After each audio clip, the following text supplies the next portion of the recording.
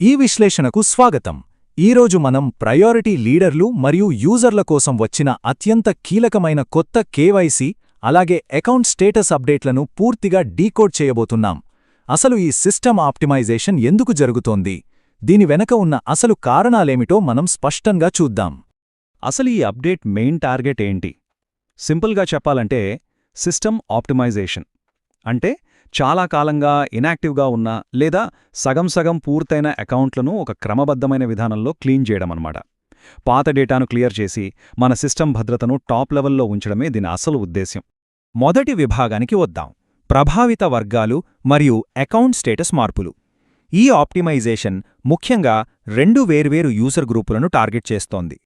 ఆ రెండు గ్రూపులు ఏంటంటే, ఒకవైపు అసలు అకౌంట్ను ఏమాత్రం యాక్టివేట్ చేసుకునేవారున్నారు, సిస్టంలో వీరి స్టేటస్ పెండింగ్కి మారిపోతుంది. ఇంకోవైపు అకౌంట్ అయితే యాక్టివేట్ చేసుకున్నారు కానీ ఆ ఫైనల్ కేవైసీ వెరిఫికేషన్ ఇంకా పూర్తి చేయనివారున్నారు, వీరి స్టేటస్ మాత్రం కేవైసీ పెండింగ్తో యాక్టివ్ స్థితికి తిరిగి తీసుకురాబడుతుంది. డిఫరెన్స్ చాలా స్పష్టంగా ఉంది కదా.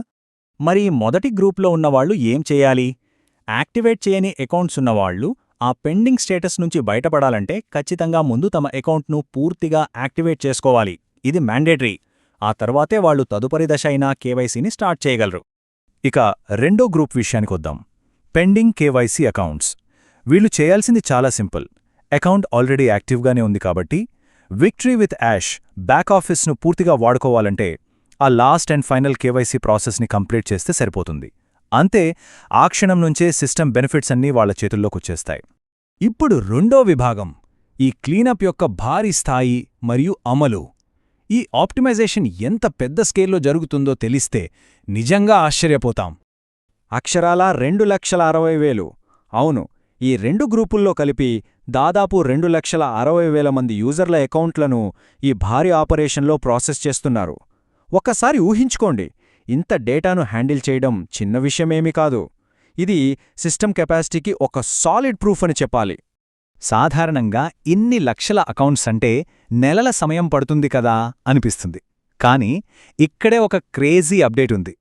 మొదటి రోజు ఈ ఆప్టిమైజేషన్ స్టార్ట్ అయితే కేవలం 2 నుంచి 6 రోజుల వ్యవధిలో ఈ 2,60,000 అకౌంట్స్ ప్రాసెసింగ్ జరిగిపోతుంది.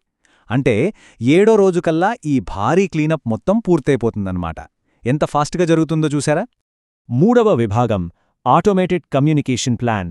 అడుగడుగునా మనకు లభించే గైడెన్స్. అయ్యో, ఇప్పుడు నేను ఏం చెయ్యాలి అని ఎవరూ టెన్షన్ పడాల్సిన పనేలేదు. అంతా ఆటోమేటెడ్.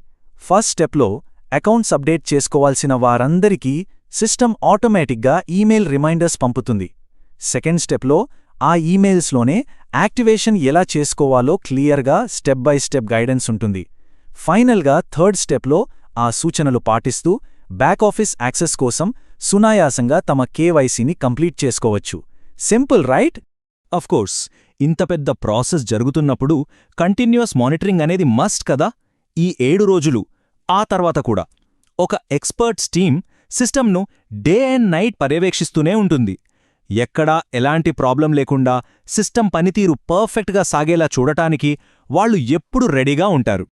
ఇక చివరిగా 4వ విభాగం, ఒక స్థిరమైన విస్తరించదగిన భవిష్యత్తు. అసలు ఈ క్లీనప్ వెనుక ఉన్న లాంగ్ టర్మ్ విజన్ ఏంటో చూద్దాం. ఇక్కడ మిస్టర్ యాష్ ముఫ్రే స్వయంగా చెప్పిన ఒక పవర్ఫుల్ పాయింట్ మనం గుర్తు చేసుకోవాలి. పరిశుభ్రమైన, విస్తరించదగిన మరియు పూర్తిగా నిబంధనలకు అనుగుణమైన వ్యవస్థను నిర్వహించడమే మన లక్ష్యం అని ఆయన స్పష్టంగా చెప్పారు. అంటే సంస్థ గ్లోబల్ లెవెల్లో విస్తరిస్తున్న కొద్దీ చట్టబద్ధమైన రూల్స్ పాటిస్తూ ఒక స్ట్రాంగ్ ఫౌండేషన్ వేయడానికి ఇది ఎంత అవసరమో మనకు అర్థమవుతోంది. ఈ విశ్లేషణను ముగించే ముందు ఒక్కసారి ఆలోచించండి.